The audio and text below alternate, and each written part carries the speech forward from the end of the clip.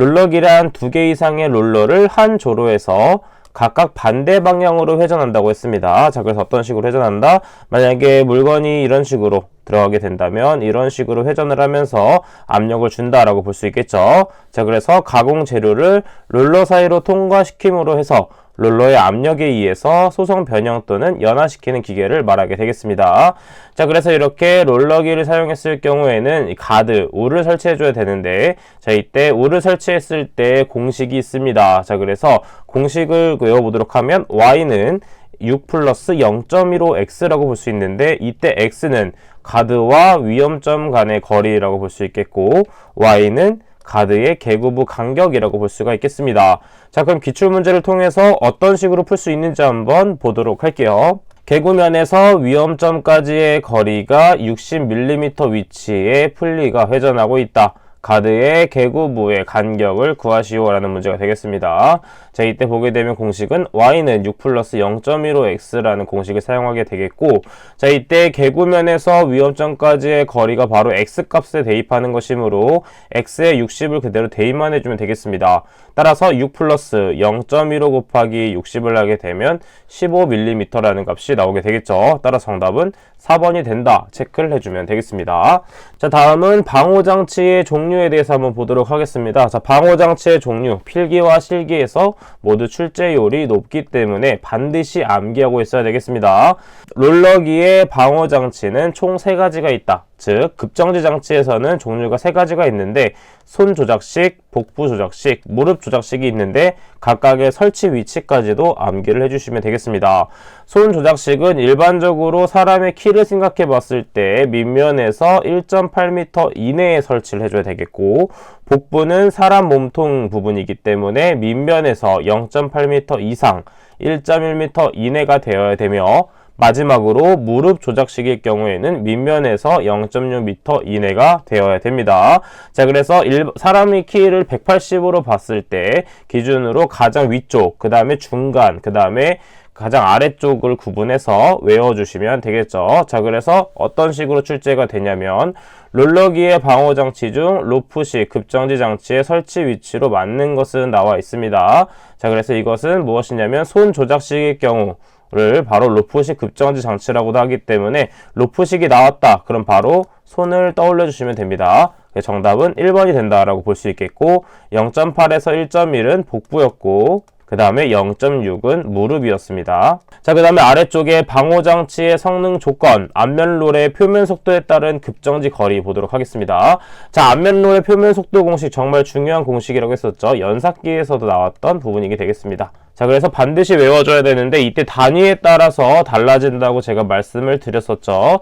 자, 근데 롤러기의 방호장치에서 표면 속도를 보게 되면 미터 퍼 미니트 기준이기 때문에 해당 공식이 주로 나온다라는 걸 알 수 있겠고, 이때 대입되는 단위는 무엇이냐면 속도는 반드시 미터 퍼 미니트, 그 다음에 직경은 반드시 밀리미터로 대입이 되며, 그 다음에 1분간 롤러가 회전하는 수 RPM으로 대입을 해주시면 되겠습니다.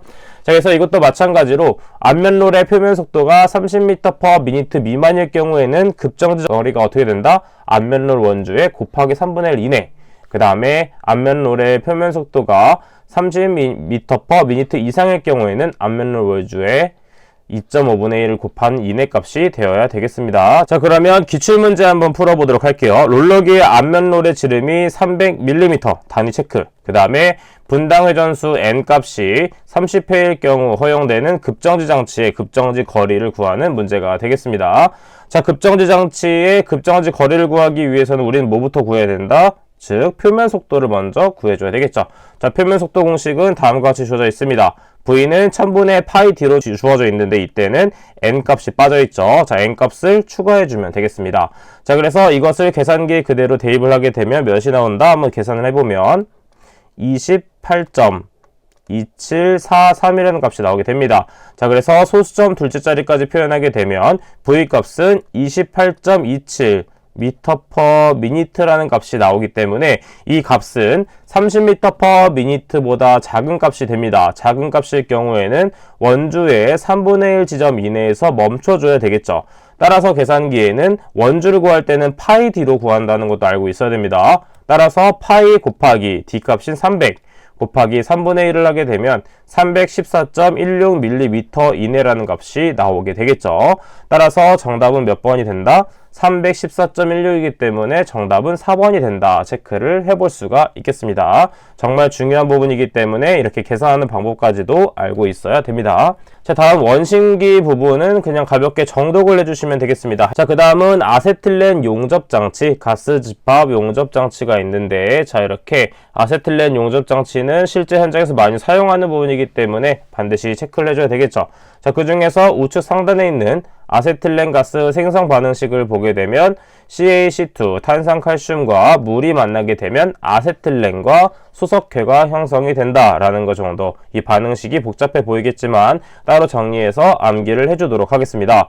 아세틸렌 용접 장치의 압력 제한 상태를 보도록 하면 아세틸렌 가스는 산소가 없어도 가압하면 분해 폭발성을 가진 물질이기 때문에 게이지 압력이 127kPa를 초과하여서 사용할 수 없다 라고 외워주시면 되겠습니다. 이 127kPa에 대한 내용이 많이 출제될 수 있기 때문에 반드시 정리하고 암기를 해주도록 하겠습니다. 자, 그 중에서 아세틸렌의 발생기실의 설치 장소 및 구조에 대해서 보도록 하면 필기와 실기에서 모두 출제율이 높기 때문에 반드시 외워주도록 할게요. 발생기실의 설치 장소로서는 반드시 전용의 발생기실에 설치해줘야 되겠고, 그 다음에 발생기실은 건물의 최상층에 위치하며 설비로부터 3m를 초과하는 장소에 설치해주도록 합니다. 그 다음 발생기실을 5개에 설치해주고, 그 다음에 설치할 때에는 계고부를 다른 건축물로부터 1.5m 이상 이격시켜주도록 하겠습니다. 그 다음에 발생기실의 구조로서는 벽은 불연성 재료로 하고, 그 다음에 바닥 면적의 16분의 1 이상의 단면적을 가진 배기통을 옥상으로 돌출시키고, 그 다음에 그 계구부를 창 또는 출입구로부터 1.5m 이상 떨어지게 합니다. 그 다음 추가적으로 출입구의 문은 불연성 재료로 두께는 1.5mm 이상의 철판을 사용하고, 그 다음에 벽과 발생기 사이에는 일정한 간격을 확보해 준다라는 걸 체크해 주도록 하겠습니다. 해당 부분도 출제율이 높기 때문에 반드시 정리해서 암기를 해주고, 그 중에서도 이렇게 숫자가 나오는 부분은 보다 더 꼼꼼하게 암기를 해주시면 되겠습니다. 자, 다음 아세틸렌 용접장치 사용 시 준수사항에서 3번만 한번 체크해 보도록 하겠습니다. 3번에 대해서는 어느 정도 출제할 수 있기 때문에 어디를 체크한다? 발생기에서 5m 이내, 그 다음에 발생기실에서의 3m 이내의 장소에서는 흡연, 화기의 사용 또는 불꽃이 발생할 위험 행위를 금지하도록 한다. 이 3m와 5m를 바꿔서 출제할 수가 있기 때문에 반드시 발생기는 5m, 발생기실은 3m가 된다. 체크를 하고 암기를 해주도록 하겠습니다. 자, 다음 충전가스 용기의 도색 부분, 이건 참고로 그냥 읽어주시면 되겠고, 아래쪽에 가스 등의 용기 취급 시 주의사항에서 답을 바꿀 수 있는 부분은 일반적으로 2번 용기의 온도를 40도씨 이하로 유지한다. 해당 부분으로 많이 장난칠 수가 있습니다. 자, 그래서 이런 것들을 체크해주면 되겠고, 기출문제에서는 어떤 식으로 출제가 되었냐면 틀린 것을 찾는 문제로서 정답은 3번이 되는데, 밸브의 개폐를 빠르게 한다고 했는데 빠르게 했을 경우에는 폭발할 위험이 있을 수 있기 때문에 밸브의 개폐는 서서히 해줘야 되겠습니다. 따라서 정답은 3번이 된다라고 체크를 해볼 수가 있게 되는 것이죠. 자, 네 번째, 보일러 및 압력 용기에 대해서 한번 보도록 하겠습니다. 보일러는 일반 가정에서도 많이 사용하는 것 알고 계시죠? 자, 그 다음에 사업에서도 많이 사용되고 있습니다. 자, 그 중에서 압력 조정 밸브는 위쪽에 설치되어 있고, 그 다음에 배관 밸브는 밑에 있다 정도는 체크하고, 이렇게 생겼구나 정도 체크하고 넘어가 주시면 되겠습니다.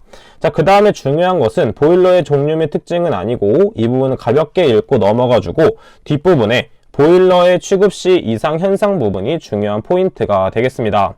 자, 이때 중요한 포인트는 첫 번째, 캐리오버 현상에 대해서 설명해 보도록 할 텐데, 캐리오버는 무엇이냐면 보일러수 속의 용해 고형물이나 현탁 고형물이 증기에 섞여 보일러 밖으로 튀어가는 현상입니다. 자, 이것을 가볍게 그림으로 설명을 해보도록 할게요. 먼저 이런 식으로 보일러가 존재한다고 하면 이때 안쪽에 물이 있다고 생각을 해보도록 하겠습니다. 자, 아래쪽은 물이 있고 위쪽에는 증기가 존재하고 있습니다.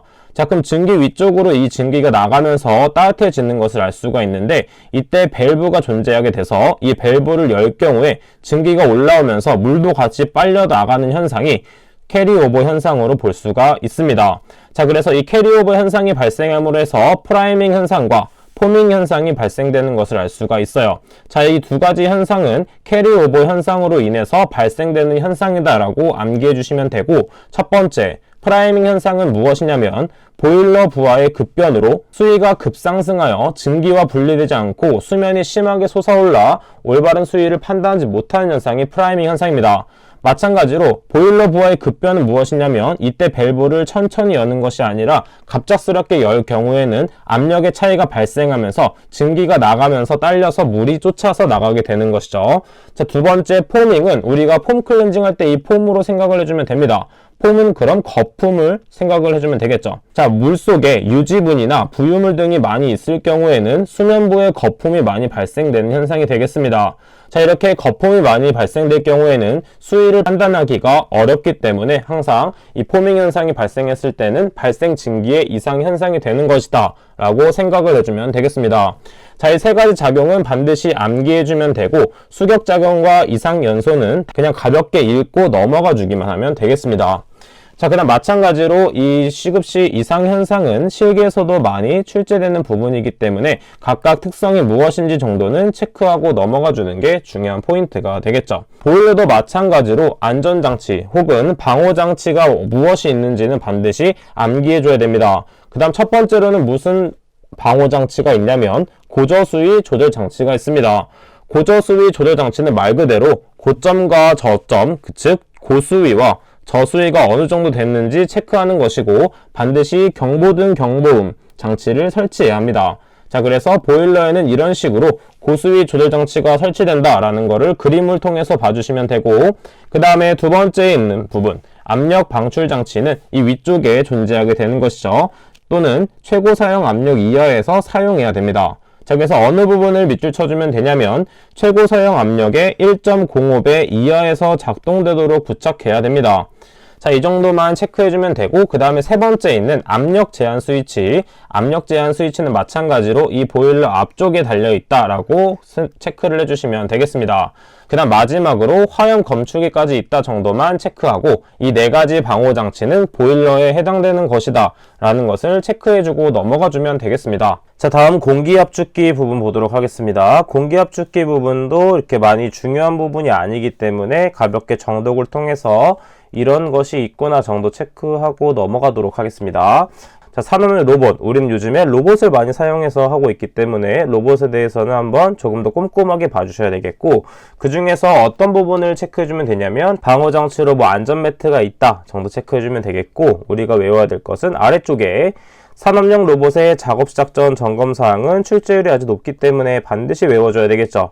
자, 이것은 어떤 식으로 외웠냐면 다시 한번 정리해 보도록 하겠습니다.